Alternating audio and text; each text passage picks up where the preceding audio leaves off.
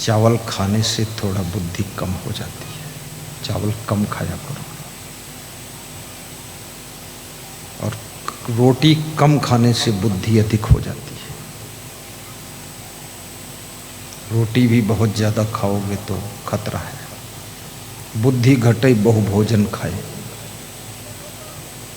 बहुत भोजन खाने से बुद्धि घट जाती है, लेकिन कम भोजन खाना बहुत कठिन काम है। क्योंकि जब खाने बैठो तो जीभ भी लपलपाती है और लो, मन भी कहता और लो, आते कहती अभी क्या है, पेट तो भरे ही नहीं। अब ये सब के बीच में तुम फिर फिसल जाते हो, ले लेते हो। कम खाना बहुत बड़ी तपस्या है। अधिक खाना बीमारी की समस्या है। और व्रत रहना बहुत आसान है। और व्रत रहने वाले लोग जब उनको कल व्रत रहना होता है, एकादशी व्रत रहना है, तो समझ जाते एकादशी को व्रत रहना है, तो दशमी को थोड़ा डबल खा लेते हैं कि एकादशी को खाना नहीं तो आज ठीक से खा लो। ये व्रत है, ये बेईमानी है कि व्रत है? डबल नहीं खाना। व्रत लेना है, व्रत रहना चाहिए। व्रत की जरूरत है सबकी जिंदगी में। बुराइयों का व्रत लीजिए, क्रोध करने का व्रत ले लीजिए, क्रोध नहीं करूंगा। आलस्य का व्रत लीजिए कि आलस्य नहीं करूंगा। चंचलता का व्रत ले लीजिए कि चंचलता नहीं करूंगा। मोबाइल का व्रत ले लीजिए कि फालतू मोबाइल नहीं चलाऊंगा। ये व्रत लो लो।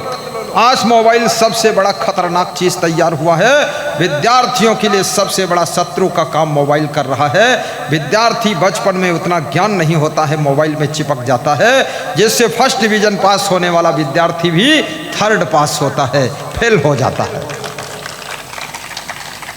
इसलिए विद्यार्थियों से व्यास गादी निवेदन करेगी, कृपया मोबाइल के आकर्षण से अपने को बचा कर रखिए, फैशन के आकर्षण से अपने को बचा कर रखिए। बेटा व्यसन में डूबा है, बेटी और बहू फैशन में डूबी। बेटी बहू फैशन में और बेटा व्यसन में और माँ बाप टेंशन में, वो टेंशन में डूबे। हर व्यक्ति चाहता मेरे माँ बाप स्वस्थ रहें, मस्त रहें, प्रसन्न रहें, लंबी आयु को प्राप्त हों। लंबी आयु कब होगी? जब माँ बाप को चिंता नहीं होगी तो लंबी आयु होगी। आप उनको टेंशन दोगे, तनाव दोगे, दुख दोगे, चिंता दोगे, बहुत जल्दी उनकी मृत्यु हो जाएगी। अपनी पत्नी को भी टेंशन मत दीजिए, चिंता मत दीजिए, निश्चिंत कीजिए। भरोसे के पति बनो, डामाडोल पति मत बनो।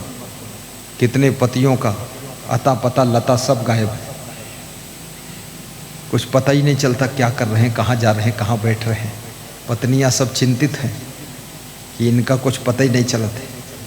और पत्नियां पता लगाए बिना मानती भी नहीं कि पता लगाऊंगी जरूर, क्योंकि 7 फेरे घूमी हूँ, फालतू थोड़े है।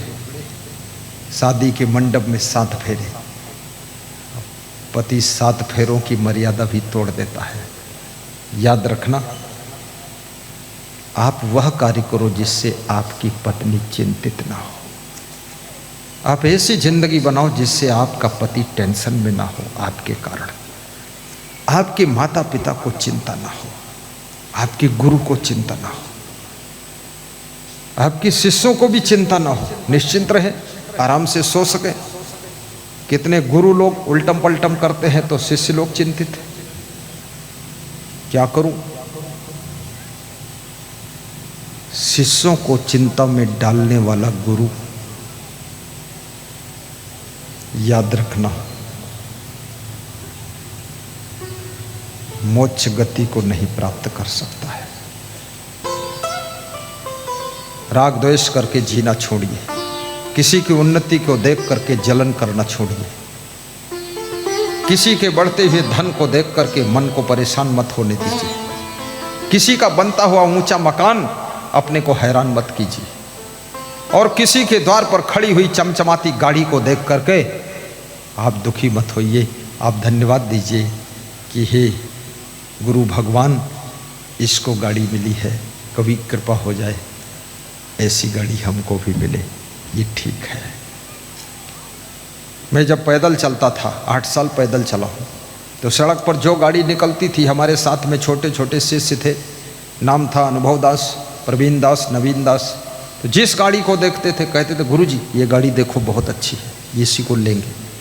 हमने कहा साइकिल लेने के पैसे नहीं, गाड़ी की बात करते हो।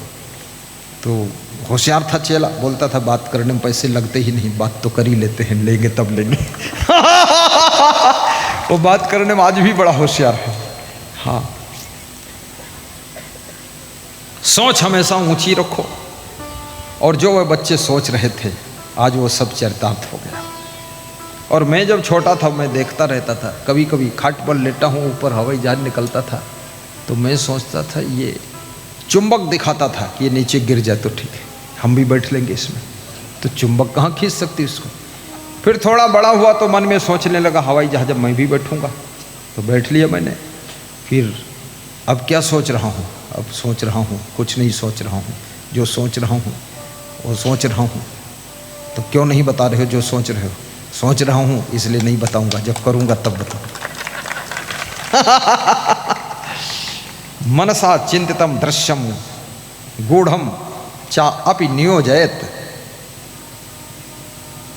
मन के अंदर जो तुम प्लानिंग करते हो, उस प्लानिंग को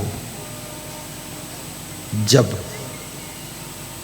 कार्य रूप प्रदान कर दो तब ज़्यादा बताना चाहिए, पहले से बहुत बताना नहीं चाहिए। क्योंकि यदि नहीं पूरा कर पाए तो हंसी के पात्र बनोगे, और यदि किसी को पता नहीं है और पूरा नहीं कर पाए तो तुम मन ही मन जानते हो हम पूरा नहीं कर पाए, कम से कम समाज में इज्जत तुम्हारी बच जाएगी। इसलिए डींग हाँकना नहीं चाहिए। हाँ, ये होशियारी सीखो। राजनीति करो तो भी कभी मत कहो हमें सीएम बनना है। सीएम बनना अगर एक बार बोल दिया तो जो सीएम है और जो सीएम रिटायर हो चुका है वो सब सीएम मिल करके तुम्हारी गठरी और ठठरी बांध देंगे। इसलिए मत बोलना, बस यही बोलो हमें तो सेवा करना है, पार्टी जो सेवा देगी कर देंगे, बस बोलते रहो यही बात। और जब नंबर आए सीएम बनने का ऐसा बोलो मेरे अंदर कोई इच्छा नहीं है। और जब सीएम बनने का नंबर आए तो फट से शपथ ले लो, बोलिए बिहार प्रदेश सरकार में शपथ लेता हूँ विधि के विधान के अनुसार मैं सत्य, प्रेम और सद्भावना के साथ में मुख्यमंत्री बनकर प्रदेश को चलाऊंगा। धन्यवाद साहिब बंदगी। बस ये कलाकारी सीखो, पहले से डिंग मत मारना।